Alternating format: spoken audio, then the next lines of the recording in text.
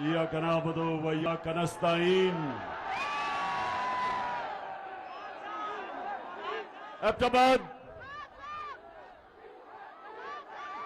एबटाबाद इस शानदार और जुनूनी इस्तकबाल का दिल से आपका शुक्रिया अदा करता हूं। बहुत बहुत शुक्रिया। मैं आज आपके पास किसी मकसद से आया हूं। नौजवानों, डीजल और पेट्रोल की अभी बाद में बात करता हूं। पहले जिस मकसद से मैं आपके पास आया हूं, आपने थोड़ा सा सब्र करके मेरी बात सुनिए। मैं आज एबटाबाद में अपनी बहनों को खास तौर पे खराज तहसीन पेश करता हूं कि हमारे मुखालिफ वो ये कहते हैं कि गर्मी बहुत ज्यादा होगी, लोग नहीं निकलेंगे इस्लामाबाद में।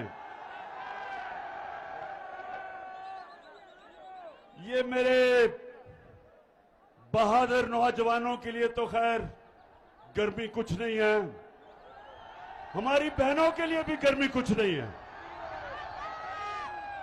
इंशाअल्लाह कोशिश तो इंसान करता है, कामयाबी अल्लाह देता है, लेकिन ये मेरा ईमान है कि 20 तारीख के बाद जब मैं इस्लामाबाद की अपनी कौम को कॉल दूंगा, ये मेरा ईमान है कि जितने मर्जी भी ये कंटेनर खड़े कर दें, 20 लाख लोग से ज्यादा इस्लामाबाद आएंगे इंशाअल्लाह। एबटाबाद जरा फिर से, क्योंकि ये सारे डर डर के इस जलसे को देख रहे होंगे,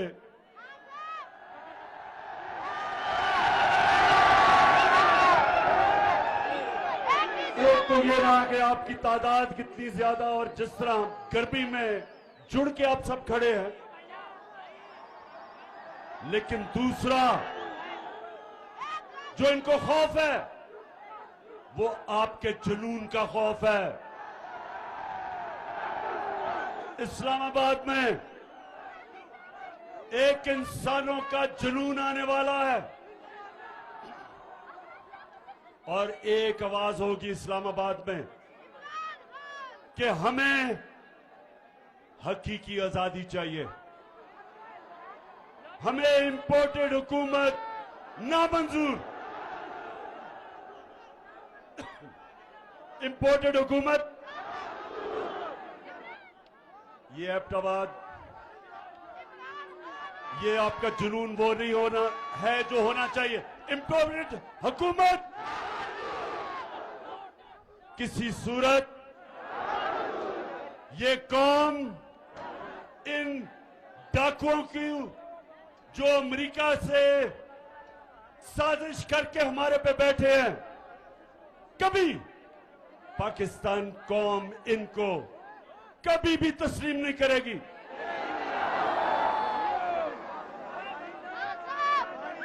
एबटाबाद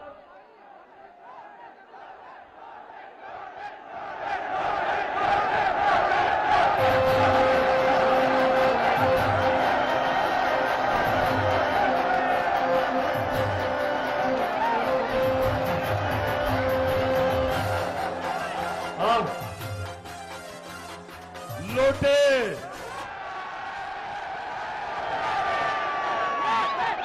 जहां तक मेरी गिनती है, पख्तूनख्वा में से तो सिर्फ एक लोटा निकला है, और जहां तक मुझे बताया गया, अभी तक वो लोटा पेशावर आने की उसने जुर्रत नहीं की।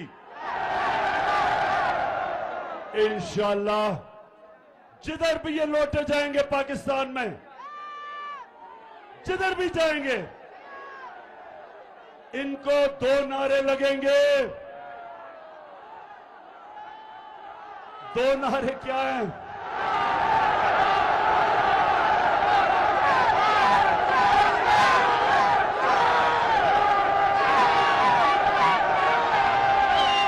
एक लोगों को नारा लगेगा जमीर फरोश चोर और दूसरा नारा लगेगा गद्दार। जिधर भी ये जाएंगे इनको पता नहीं कि ये 2022 का पाकिस्तान, इसमें हमारे नौजवानों में शऊर है, कौम बेदार है।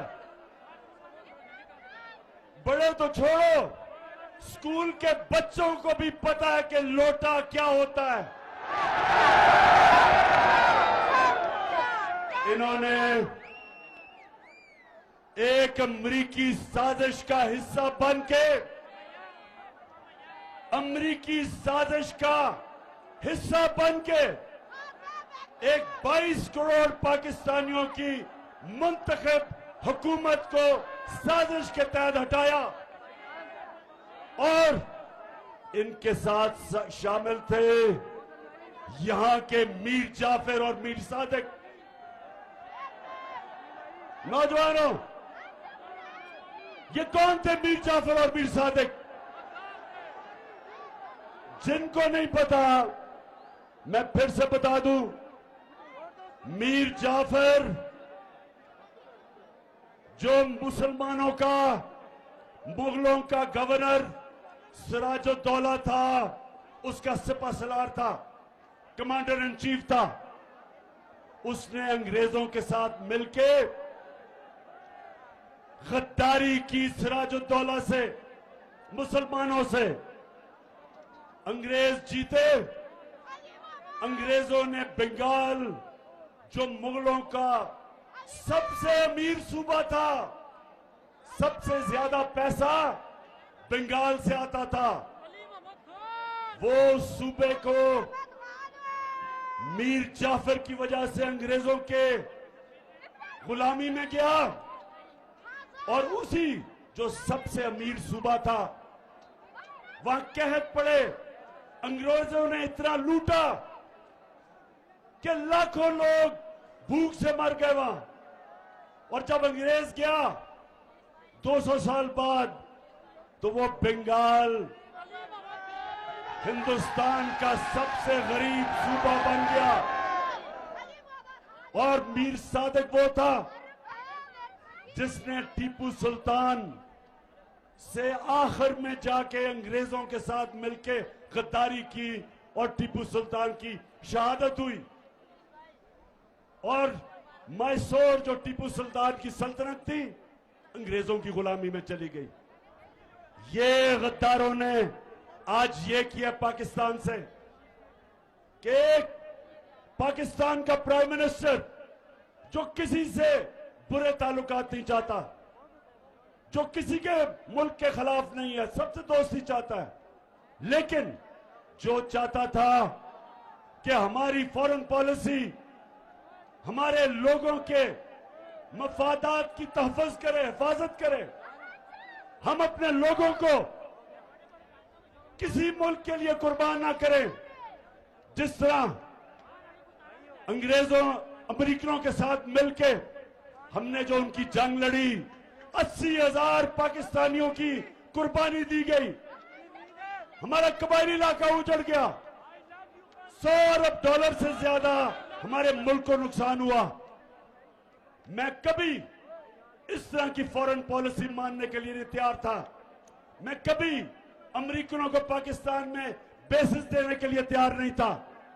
मैं कभी अमेरिका की जंग में शामिल होने के लिए तैयार नहीं था। मैं रूस से, अगर मैं रूस गया तो मैं चाहता था, और हमारी बात चल रही थी रूस से, कि 30% कम कीमत पे रूस हमें तेल दे ताकि मैं अपने लोगों के लिए पेट्रोल और फजल रहमान को सस्ता करूं।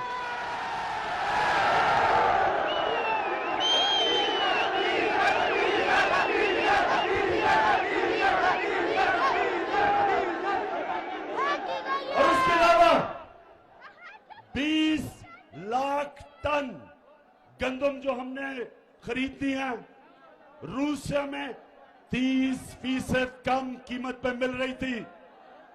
तो मेरा मकसद तो मेरी कौम है। मैं क्यों अपनी कौम के मुफादात को अमेरिका के लिए कुर्बान करूं? तो एबटाबाद के लोगों, मेरे पाकिस्तानियों, उनको इस तरह का अमेरिकनों को प्राइम मिनिस्टर नहीं चाहिए था। वो चाहते थे कि मुशर्रफ की तरह सरबराह हो, एक ही टेलीफोन की धमकी में चारों निशाने चित और उनकी जंग में शामिल कर दिया। वो चाहते थे कि चेरी ब्लॉसम जूते पॉलिश करने वाला जो कहे, उसने क्या कहा कि बेगर्स आर नॉट चूजर्स। मतलब ये कि जो हम तो बेकारी हैं, इसलिए हमें अमेरिका की गुलामी करनी पड़ेगी। शहबाज शरीफ, तुम बेकारी हो, तुम गुलाम हो, तुम बुज़दिल हो, तुम डाकू हो। तुम्हारी चोरी का पैसा बाहर पड़ा हुआ है और अपने पैसे को, अपने चोरी के पैसे की और अपने भाई के और अपने खानदान के चोरी के पैसे को बचाने के लिए आपने, अगर आप समझते हैं कि हम आपके खातिर अमेरिका की गुलामी करेंगे, किसी गलतफहमी में न रहो। ये कौम नौजवानों याद कराओ, ये कौम जब बनने लगी थी, तहरीक पाकिस्तान था, तो वो कौन सा नारा था कि पाकिस्तान का मतलब क्या? ये उस नारे पे बनी है cherry blossom boot polish Shahbaz Sharif. ये अल्लाह के सामने दावा कर बैठी है।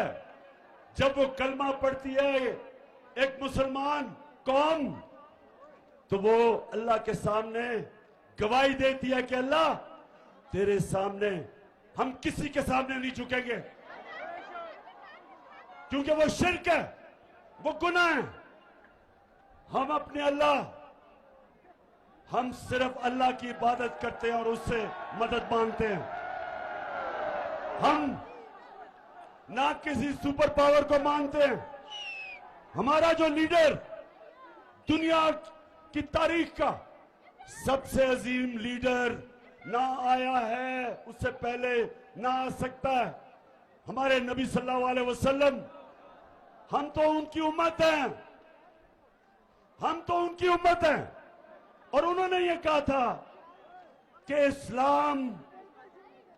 इस्लाम मुसलमानों को गैरत देता है, ला इलाहा इल्लल्लाह इंसान को गैरत देता है। हम किसी के जूते पॉलिश करने वाले नहीं हैं। और इंशाअल्लाह इस्लामाबाद में 20 के बाद जब मैं कॉल दूंगा, तो सारी कौम इस्लामाबाद पहुंच के एक पैगाम देगी, एक ही पैगाम देगी, एक ही पैगाम देगी कि इंपोर्टेड हुकूमत नामंजूर।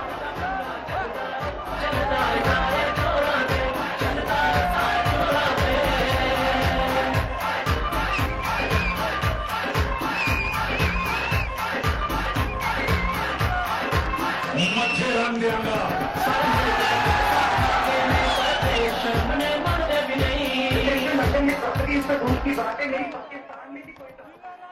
हाँ, कहती मोहतरमा फरमाती है कि लंदन तो छोड़ो, पाकिस्तान में भी कोई प्रॉपर्टी नहीं है। मैंने वैसे जो शरीफ खानदान ने झूठ बोले हैं मैंने कभी किसी को ऐसे झूठ बोलते नहीं देखा। तो अच्छा, अब नौजवानों, बाशऊर नौजवानों, दिलेर नौजवानों और मेरी बहनों, सुनो जरा। मैं आज अपने मीडिया से एक सवाल पूछता हूं। ये जब से इंपोर्टेड हुकूमत आई है, सारी चीजों की कीमतें ऊपर चली गई है। तो मैं अपने मीडिया से पूछता हूं कि कितनी दफा आप माइक लेके दुकानों में और बाजारों में जाके पूछा कि महंगाई है या नहीं है। हमारी बारी तो 4 रुपए टमाटर पड़ते था तो सारे बाजारों में फिरने शुरू हो जाते थे कि जी किधर है नया पाकिस्तान। तो मैं चाहता हूं कि हमारा मीडिया हमारे से जो कर गया, और ठीक है मीडिया को करना चाहिए, मीडिया का काम है तनकीद करना, लेकिन ये जो अब इंपोर्टेड हुकूमत आई है, अब तो मुझे माइक नहीं नजर आ रहा कहीं जाते हुए। अब तो मीडिया के मेरे बड़े बड़े जबरदस्त मीडिया के हमारे लोग हैं, तो मैं जरा आज आपसे दरख्वास्त करता हूं कि खुदा के वास्ते जरा माइक लेके दुकानों में तो जाएं, बाजारों में जाएं, नौजवानों के पास जाएं। घी की कीमत पूछ लें कि घी कितना है, पूछे तो सही कीमतें किधर गई हैं, बिजली कितनी है, और अभी डीजल और पेट्रोल कितना है, पूछे तो सही लोगों से।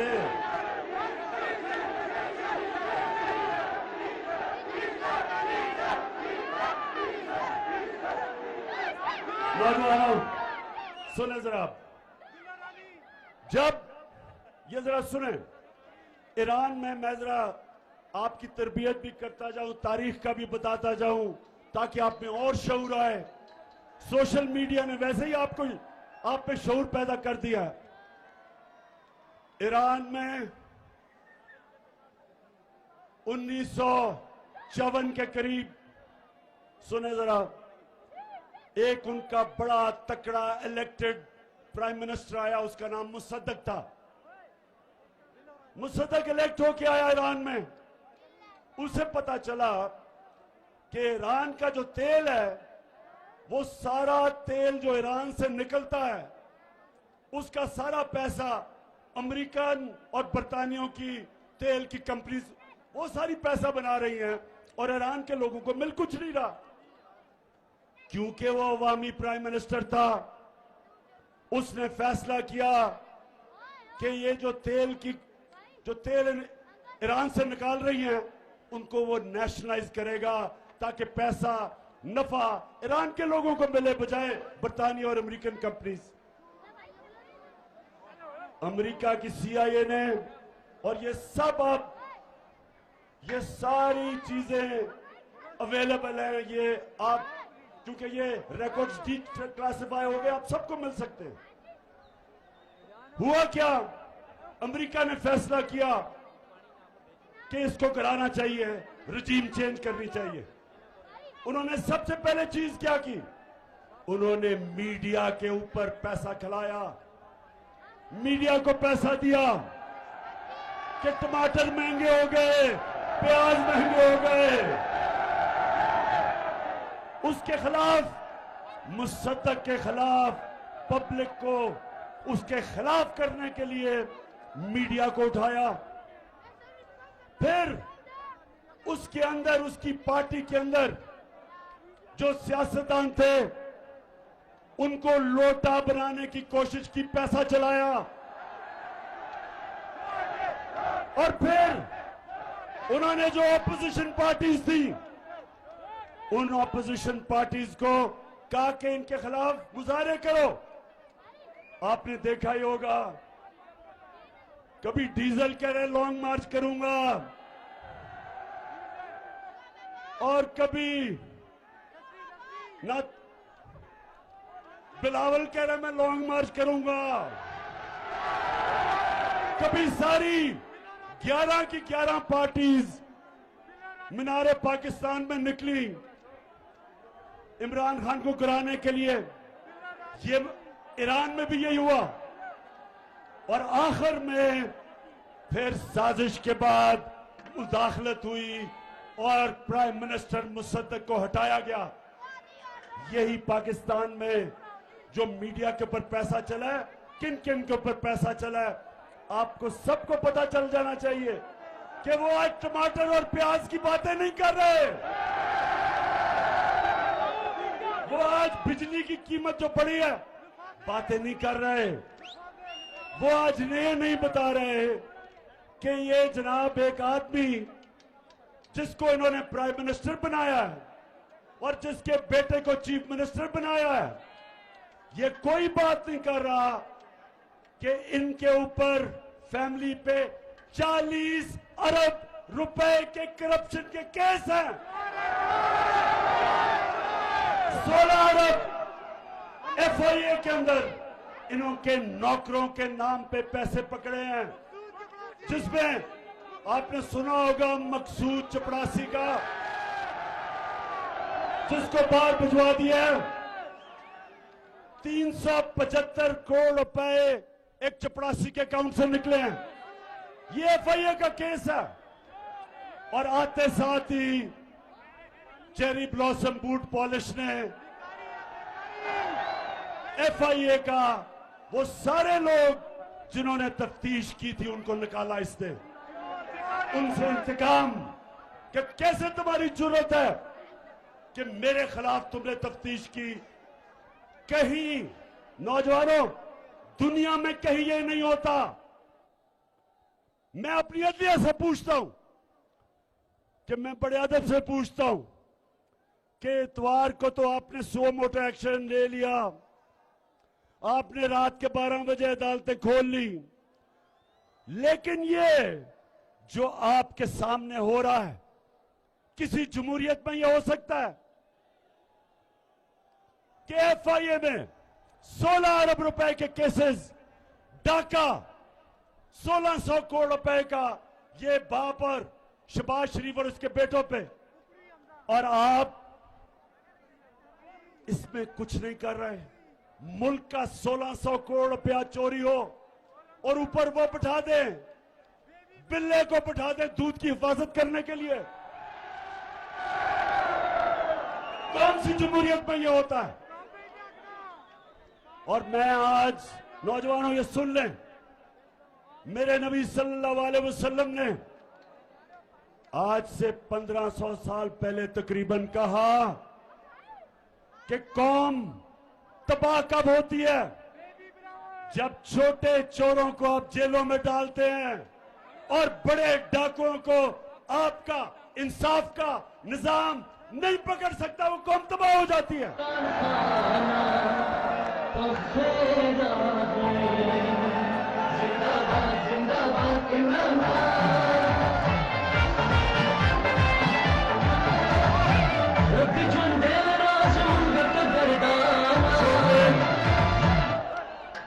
अब देखें, अब जरा नौजवानों जरा सुने, हमारे नबी सल्लल्लाहु अलैहि वसल्लम जिन्होंने मदीना की रियासत बना के एक ऐसी मिसाली रियासत बनाई कि कई सौ सदियों तक, कई सौ साल तक मुसलमान दुनिया की इमामत की उन्होंने, तो उन्होंने जब ये कहा कि छोटे चोरों को जब जेल में डालते हो और बड़े डाकुओं को आपका निजाम नहीं पकड़ सकता, कौम तबाह हो जाती है।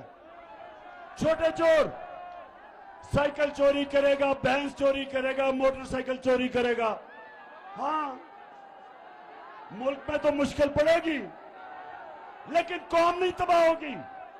कौम तब तबाह होगी जब अरबों रुपया मुल्क से चोरी करके, और जब आप अरबों रुपया चोरी करते हैं, आप बिस्तर के नीचे नहीं रख सकते, आप बैंक में नहीं डाल सकते, आपको मुल्क से बाहर भेजना पड़ता है। और जब अब मुल्क से पैसा बाहर भेजते हैं, डॉलर लेते हैं, जब डॉलर खरीद के मुल्क से पैसा बाहर भेजते हैं, डॉलर की कमी होती है।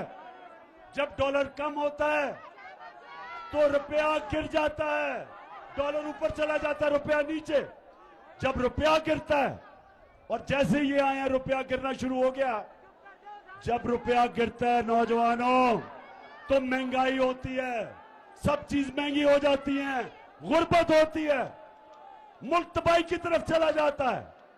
आज एक एक दुनिया में मुल्क जो गरीब है, उन सारे मुल्कों पे एक चीज है, उनके पैसे वाले लोग पैसा चोरी करके मुल्क से बाहर लेके जाते हैं और उनका इंसाफ का निजाम उनको नहीं पकड़ सकता।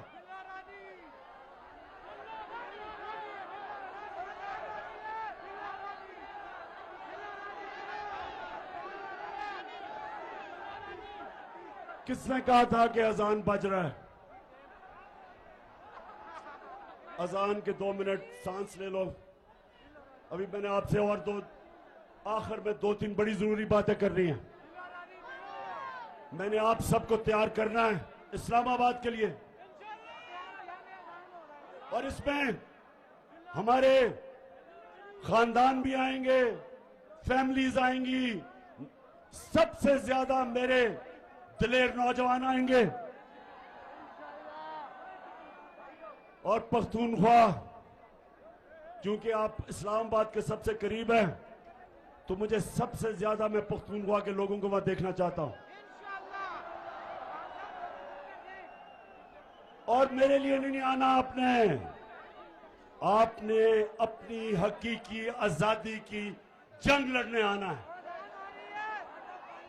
आपने कायदे आजम का पाकिस्तान बनाने आना है।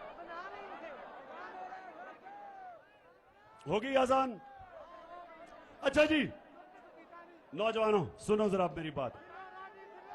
अब मैं अपनी बात की खत्म करने की तरफ जा रहा हूं। देखें, हमारा मुल्क बना था,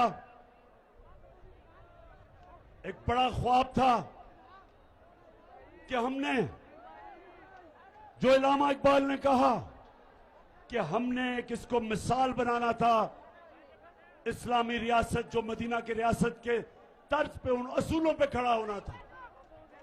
इसलिए अगर हम ये इंपोर्टेड हुकूमत, ये करप्ट लोग, ये डाकू, ये जिस तरह वो इंटीरियर मिनिस्टर कातिल, अगर हमने इनको तस्लीम कर लिया, ये हम पाकिस्तान की ख्वाब से सबसे बड़ा धोखा करेंगे। इसलिए आप जब इस्लामाबाद आएंगे तो हमने फैसला करेंगे, हम सारी कौम को बताएंगे कि हमें आजादी चाहिए, गुलामी नामंजूर। हमें राय हक चाहिए। हम अमर बिल मारूफ पे चलने वाले हैं। हमें अल्लाह का हुक्म है, एबटाबाद हमें अल्लाह ने हुक्म दिया है कि अच्छाई के साथ खड़े हो, अमर बिल मारूफ व नही अनिल मुनकर, बुराई के खिलाफ अच्छाई के साथ। जो मैं बार बार कहता हूं, न्यूट्रल न्यूट्रल बनने की अल्लाह ने हमें इजाजत नहीं दी। हम अच्छाई का साथ दें, राय हक पे चले, इंसाफ के लिए खड़े हों, लेकिन अल्लाह ने हमें ये इजाजत नहीं दी कि मैं कहूं ना मैं तीतर हूं ना मैं बटेर हूं, मैं तो न्यूट्रल हूं। मैं बार बार कहता हूं, न्यूट्रल सिर्फ जानवर होते हैं। इंसान को तो अल्लाह को जवाब देना होता है। उसने तो दुनिया में भेजा है और उसने आपको कहा है कि आखिरत में मैं तुम्हारे से जवाब लूंगा। क्या तुम राय हक पे चले? क्या तुम इंसाफ के साथ खड़े हुए? क्या तुमने जुल्म का मुकाबला किया? क्या तुमने नाइंसाफी के खिलाफ जिहाद की? क्या तुमने अपनी आजादी के लिए, क्योंकि अल्लाह ने तो आपको ला इलाहा इल्लल्लाह के बाद आजाद कर दिया, क्या आपने एक इंपोर्टेड हुकूमत के खिलाफ जदोजहद की? पूछेगा अल्लाह आपसे। आप ये नहीं कह सकेंगे नहीं जी मैं तो न्यूट्रल हूं। आपको उसने ये इजाजत नहीं दी। जानवरों को आप देखते हैं प्रोग्राम्स में, बड़ा शेर आके किसी हिरन या किसी जानवर को पकड़ लेता है, कोई उसको बचाने नहीं आता क्योंकि वो न्यूट्रल है सारे। इंसान को उसने इजाजत नहीं दी। इंसान को उसने कहा है आप जालिम के खिलाफ खड़े हो, मजलूम के साथ खड़े हो, आप सच के साथ खड़े हो, झूठ के खिलाफ खड़े हो, आप अच्छाई के साथ खड़े हो और बुराई के खिलाफ जहाद करें। आप कभी भी जब आप तस्लीम करेंगे कि 60% कैबिनेट जमानत पे है, प्राइम मिनिस्टर जमानत पे है, चीफ मिनिस्टर पंजाब जमानत पे है, बाप बेटे के अलावा नून लीग को कोई मिलता नहीं है, उधर आसिफ जरदारी जमानत में है, उसकी राना सनाउल्लाह जमानत पे है। तो ये जब जिस मुल्क के ऊपर चोर डाकू कातिल ऊपर बैठ जाए, नौजवानों उस मुल्क का कोई मुस्तकबिल नहीं है और हम सब पे फर्ज हो जाता है कि हम इस जुल्म और नाइंसाफी के खिलाफ खड़े हो। तो मेरी सारी आपको आज पैगाम एक ही है, तैयारी करें। 20 तारीख के बाद जब भी मैं आपको कॉल दूं, हाथ खड़ा करके बताएं कि आप तैयार होंगे उसके लिए। जो वहां नहीं पहुंच सकते वो अहमदाबाद में निकलें, लेकिन निकलें सब। आप सब निकल के बताएं, अमेरिका को भी पैगाम जाए कि ये गुलाम कौम नहीं, ये आजाद कौम है और हम चेरी ब्लॉसम को बिल्कुल तस्लीम नहीं करेंगे। और ये जो इसने आके कहा कि मैं अपने कपड़े भी उतार दूंगा आटा सस्ता करने के लिए, खुदा के वास्ते शहबाज शरीफ ये ड्रामे खत्म करो। तुम्हें लोग पहचान गए हैं, वो ऊंची बड़ी बड़ी हैट पहन के कभी किधर पड़ रहा है, वो ड्रामे कर रहा है कि मैं अपनी कपड़े उतार दूंगा। शहबाज शरीफ खुदा के वास्ते कपड़े ना उतारना, हम खौफ से मर जाएंगे। सिर्फ एक काम कर दो, वो जो तुमने और तुम्हारे भाई ने और तुम्हारे दामाद ने और तुम्हारे बेटों ने और नवाज शरीफ के बेटों ने और इसहाक डार और उसके बेटों ने जो तुमने पैसा चोरी करके बाहर लेके गए हो, बस वो आधा ही पैसा ले आओ, हम गंदम की कीमत खुद ही नीचे कर देंगे। ड्रामों का टाइम चला गया शहबाज। ये सोशल मीडिया का जमाना है, हर रोज या तुम्हारा झूठ पकड़ा जाता है जहां वो मरियम का झूठ पकड़ा जाता है। जलसा किया अभी पिछले दिनों में किधर पिंडी गेप में, 4 बजे जलसा था, कोई लोग ही ना निकले, लोग ही ना निकले। फिर बड़ी दूर दूर से लोगों को लाके अंधेरे में जलसा करके और झूठ का पुलंदा कि मेरी पाकिस्तान तो इंग्लैंड तो छोड़ो, पाकिस्तान में भी कोई प्रॉपर्टी नहीं है। अच्छा, अब आखिर में अहमदाबाद बाप का मैं शुक्रिया अदा करना चाहता हूं, जिस तरह आपने